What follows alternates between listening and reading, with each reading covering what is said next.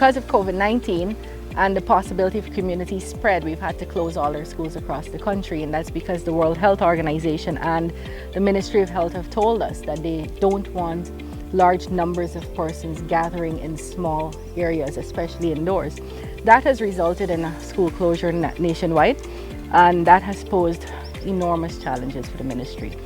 We have had to craft a plan to deliver education in various different ways because no one solution will suit or be suitable for every single student across the country. Indeed, even within regions, no one solution doesn't work for every school. So on the coastland, we've had to, well, across the country, what we've done is we've advised teachers to engage their students online through WhatsApp, Google Classroom, Zoom, and many other platforms that exist right now, Teams and so on. Teachers have, for the main part on the coastland, been engaging their students from nursery all the way up to secondary, and we're very pleased about that. We also refashioned the learning channel, as you know, to deliver timetabled instruction to our students. So students know exactly what time they can tune in for their level or grade, and they know also a week in advance what will be taught on that day. Where we've also expanded the radio to make sure we're delivering instruction through the Broadcast for Schools program, Math, English, Social Studies, and Science for grades 1 to 5. But with all of that, television, internet, radio, we still could not reach communities like this.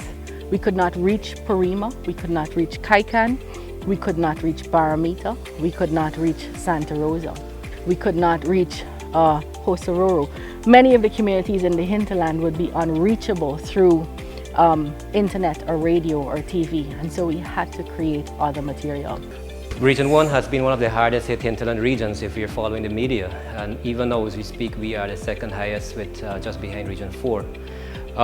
Since we began since the shutdown in March, it has been very challenging, I must say. School has been out and no one was prepared for it, and so everyone was in their homes, the children were there. However, it called for some quick thinking on the part of the Department of Education, how we can engage the children. And so we had to kick into backup gear. We had to provide print materials because, as you may know, our Guyanese counterparts in the hinterland may know, it's very challenging with regard to data. We have seen Georgetown and the coastland where online classes have resumed. The challenge continues to be in the hinterland where we do not have access to Wi-Fi, and as such, there is nothing much we can really do, except for the very fortunate few, such as those in the central areas like Mabaruma and in Port Kaituma, in Moruca, where signal is very good, and some teachers can work with their students online. At the moment, we do have students who are working online with teachers, but just in a small number because, of course, of the signal issue. And then we have to consider it's expensive to work with data. You have to replenish your data ever so often. It's a sacrifice we're making, but we are getting there, and that's basically where we are at the moment. So for the hinterland communities, we've had to bring in print material, and so we did the print material in a worksheet form for nursery all the way up to grade 5 and in secondary also. But we weren't able to use actual print paper, white paper, because the printeries around the country told us they would take 6 weeks to be able to deliver that, and 6 weeks would have been 6 weeks too long. We were able to deliver it today using newsprint, and I'm quite pleased at the quality of the newsprint. So that's what we brought in here to these communities today, and I have to say the parents, the students, the teachers are so relieved. They're so happy that the students will finally be engaged.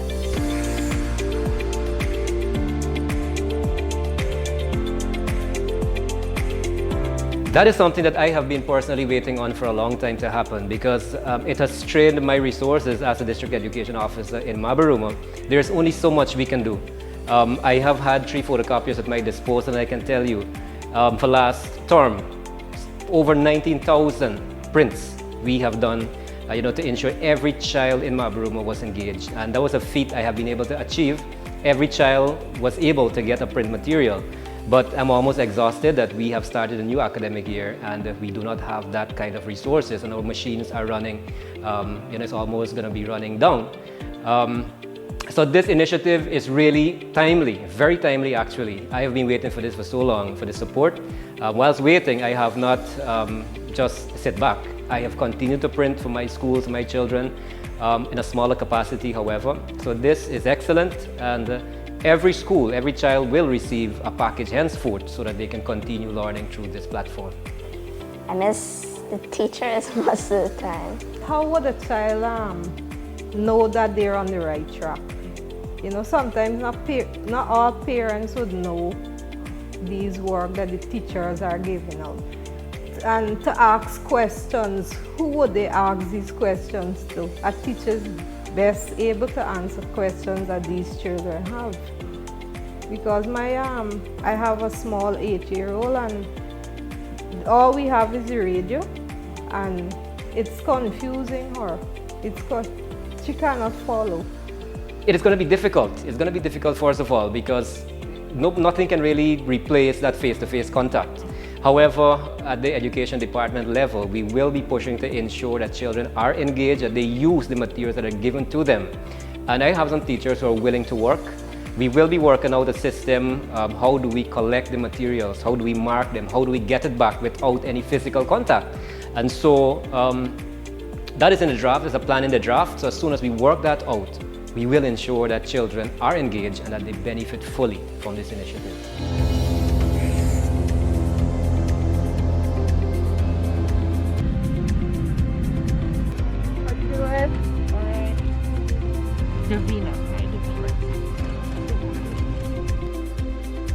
So what have you been doing since we saw it?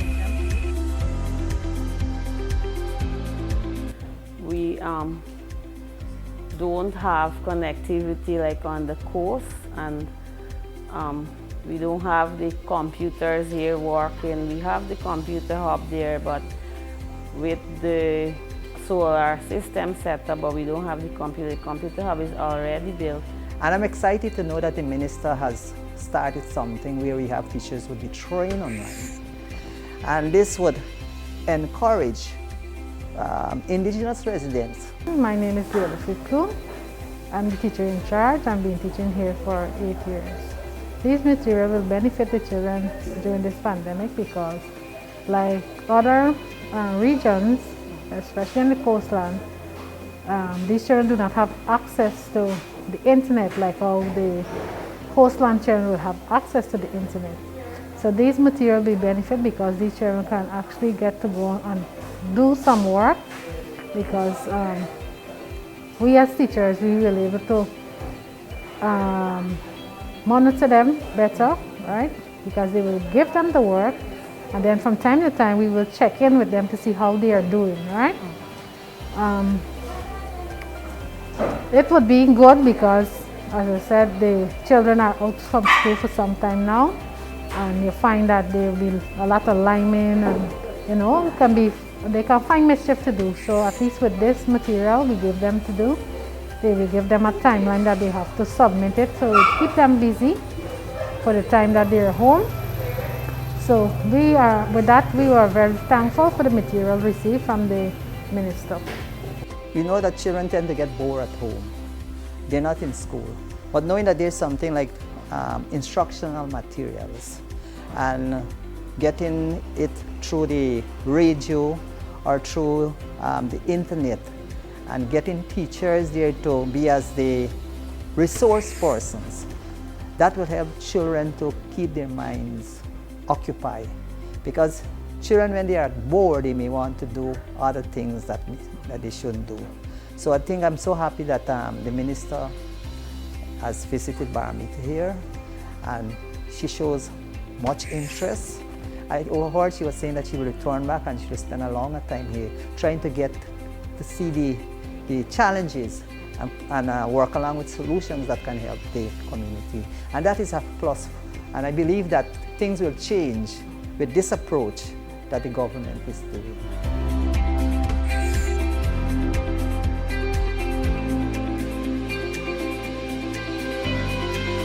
Everybody. Yeah. Thank you very much for a very warm welcome. Well, due to the COVID, we've been having lots of challenges. Now, the children are at home. Teachers cannot meet with them face to face. We cannot get to do our discussion, all right, give certain instructions as we would like because the children are at home. Teachers also cannot reach out to them. But we are using the WhatsApp method, Messenger, to reach out to them online. The most and serious challenge that we're having is the data. Parents do not have enough data in the phone, and those that have, it's limited. Also, some do not have the devices, right? So that also is very challenging for us. They don't have the devices for to get to access the work that you're sending to them. The net service is kind of, you don't have the access to it. What we do in the Matthews Ridge, we basically using the WhatsApp, all right, to send and receive work. But most of the time you'd find, let's say for example, you work with 13 children, you'd find like 7 or 8 of them sending back the work because of the net system. I think the papers would do a lot for us. And it would kind of keep the children occupied or engaged in a sense. All right? I think that it would do good for the community. It would be very helpful because the teachers would be able to give them this printed material. All right? Previously, some of the children have been receiving workbook and so they're coming, but they're adhering to the protocol by the Ministry of Health and distancing themselves. So they've been collecting exercise books, collecting textbooks, and a few workbooks. Some of the teachers have used their own money to print out some worksheets and so on. So now with this new initiative that you have here, with the printed material received from the ministry, we would be able to give that to the children and they wouldn't have to go into the pockets to print worksheets and so for them.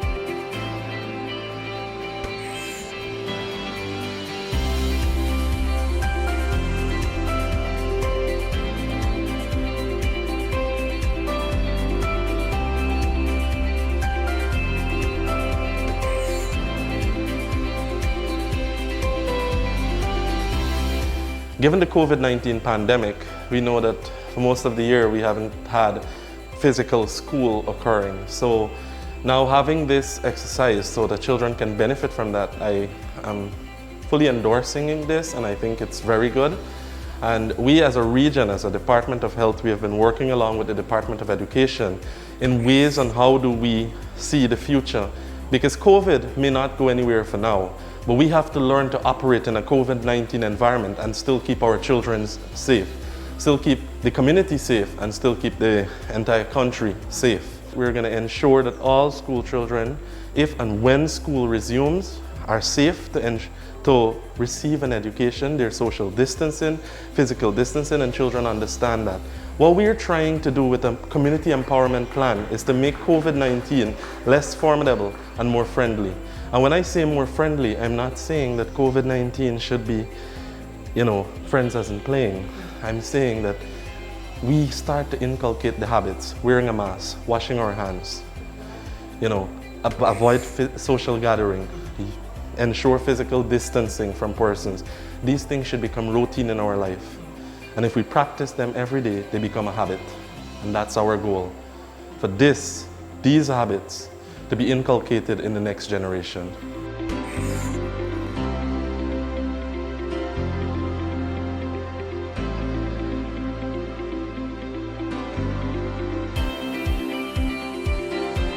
For us here in particular, it was a very rough time for us because we would have been faced with the COVID-19 pandemic, more so being the epicenter of the country. And so I know although our grade 6 result is not what we would have wanted it to be, at the time when we were faced with that pandemic, we understand the situation. And so I know our teachers may feel away, but it's okay. We all would have faced it together and it would have made us stronger. The worst is behind us for now.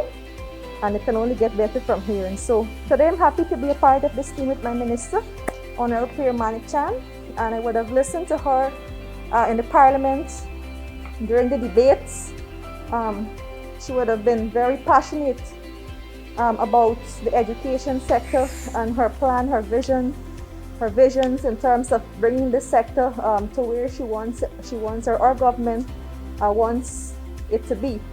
And so I would have said before that I know for a fact, and I'm very confident that our president would have made the best decision to have her returning as our minister. And from listening to her, I know that our country is in very, very capable hands and very good hands. And I know that we will see progress under her leadership in our education sector.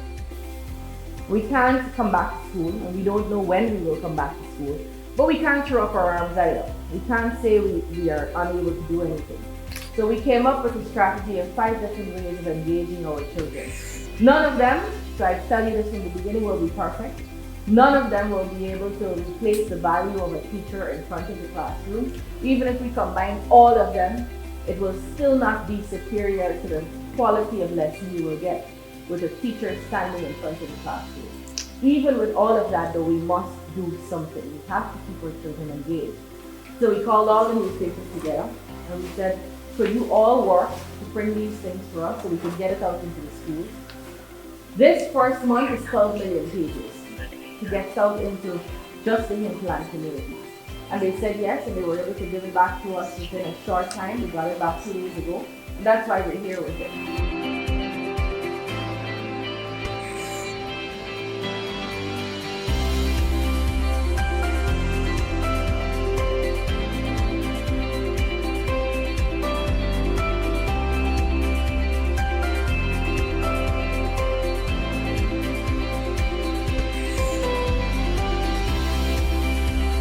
Welcome to Beachview. Welcome to Beachview. Thank you. That's a lovely welcome. I spoke to many of your teachers just now on this partaking area, and they're all ready to start working in some way, fashion, or form, not necessarily in the classroom. While some teachers are begging us to go back into the classroom so that they can do their SBAs and so on, we have teachers who have decided that they can teach in various different ways, including nursery teachers. So it's really heartening to see teachers stepping up to the plate. So we need now parents and students on board, and then we're good to go. On behalf of Radio Bartica and all our listeners, I would like to extend our gratitude for you and your team in taking time out of your busy schedule and being here with us despite COVID-19. Yeah. So thank you, Minister Manik-Chan, and please stay safe, and we welcome you back anytime you're in Region 7. Yes, so thank you for having me. Remember, Bartica, mask up.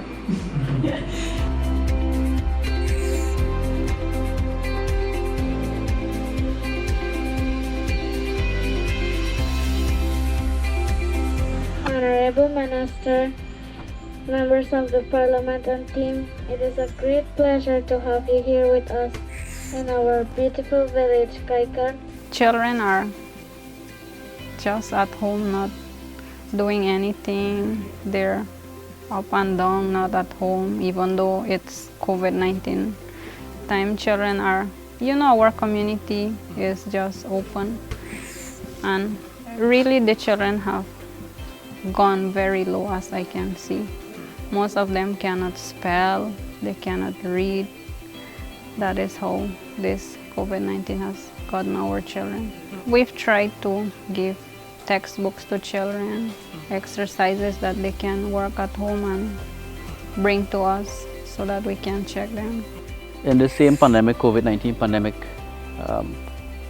COVID-19 would have affected all services, right? Not only education. And for the school was closed and children could have not been going to school since the schools were closed, right? And I know for a lot of reasons the children are missing out a lot, especially on their schoolwork and so on. And now children are at home, right? And well, presently I think they're having the online classes, but interior locations like Kaikan are not benefiting, right? But what I would like to recommend is that we have our free Wi-Fi. The village has the Wi-Fi, and if we can get some computers, right, to actually work along with children. We created print material, which is here with us. We're going to bring it in for your children, your 54 children in the school. From nursery to primary, you have worksheets.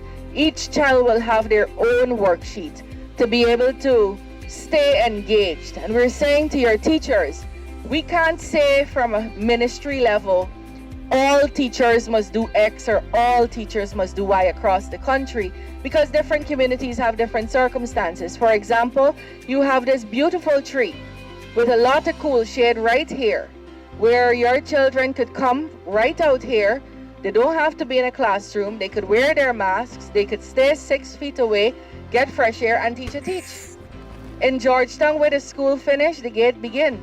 There's no space like this for teachers to teach. So we can't say every school must do something, but we can say where there is space, and we can leave the door open for teachers to do whatever they want to engage. And we're giving your teachers in this village the freedom to engage your children however they deem fit.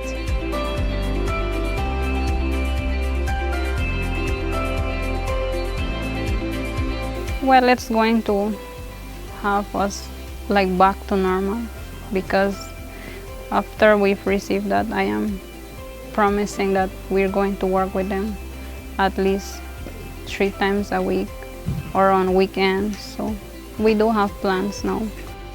Well, education is key to success, right? And children are leaders for tomorrow, right? And children would have wasted a lot of time, because of COVID-19, and I'm sure that everybody is going to, all the children are going to benefit a lot and get back on track.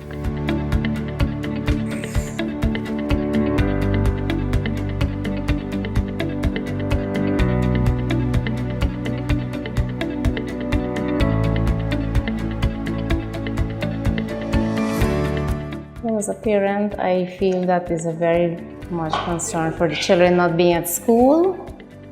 They're at home most of the times. I would say not spending quality time with their books, which they're supposed to be spending those quality time with school. So that's the most challenging thing I find.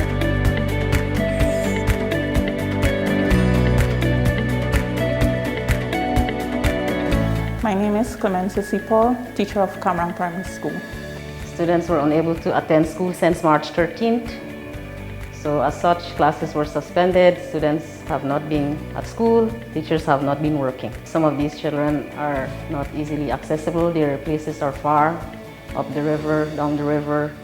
We're not meeting the children, and so many of them who depend on us, they are not benefiting at the moment at home because they're engaged in practically other activities. For us too, we were getting a worksheet from the region while school was out. We were given worksheets that we had to distribute to the children prior to this that minister has brought. So it will just be additional for us.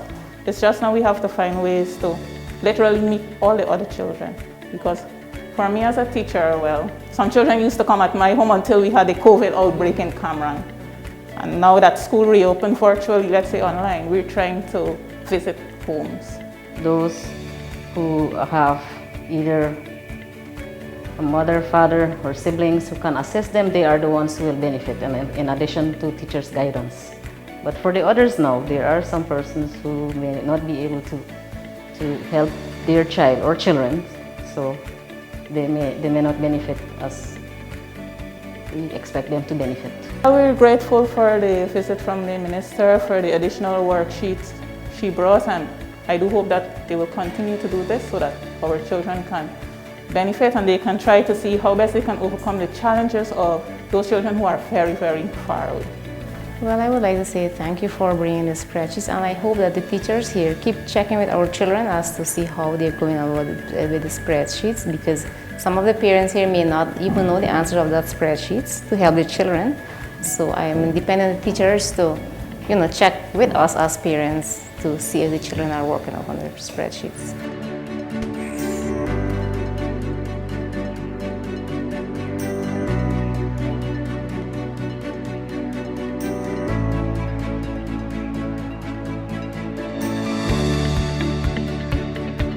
It has affected the nursery children in many ways because, you know, they're the young ones, and before I informed them, they already knew about the virus, and that's very good.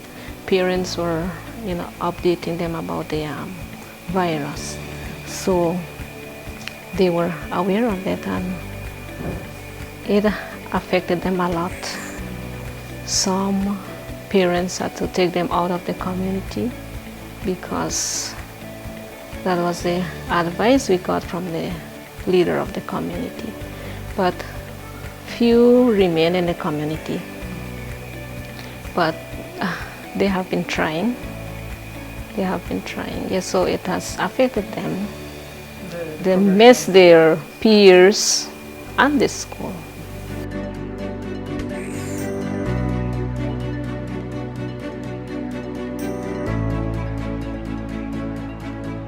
Since we are far away from the city, we want to know what's, you know, it's only in the cities, this COVID-19, whatever. We are far away, we are safe, but still we had to close the school, lockdown. No school, no books. When it was time for grade 6 to come back to do revision, they were afraid.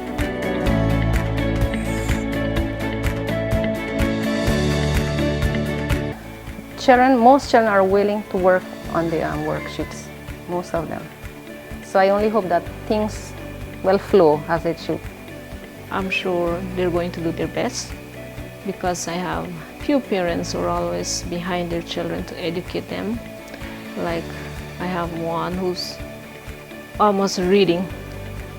Yes, so it will be a great help to them.